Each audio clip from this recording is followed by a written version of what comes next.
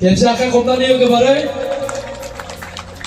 जय बिसारि जय जय बिसारि जय जय बिसारि जय गोजोन्थों।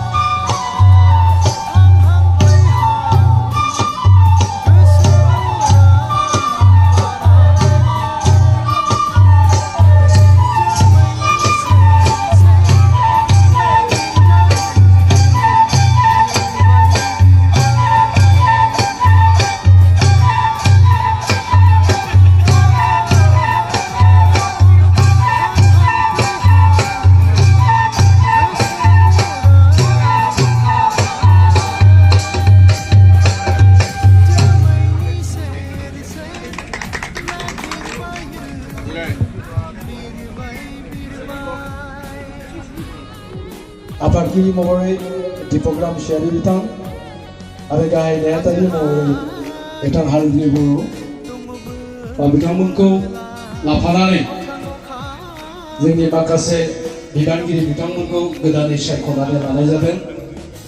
दिनै नैबे समावहाय गोदानै दाजानाय बे आफादनो गोजाम आफादा जा बिबान गथायनाय हाबाफारि बेखौ मावफुंनो थाखाय आखायाव लाबाय। जोंनि गोजाम आफादनि आफादगिरि बिथां फुंखा महिलारि आरो गुरु पबित्र बर' गाहाय नेहाथारि बिथांमोनखौ गावसिनि खामानिखौ मावफुंनो थाखाय आं खावलायबाय।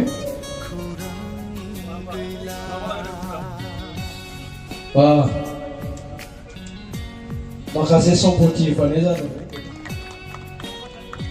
खेबसे आखाइ खबनानै होगोबारै जय बिसारि जय जय बिसारि जय जय बिसारि जय गोजोन्थों।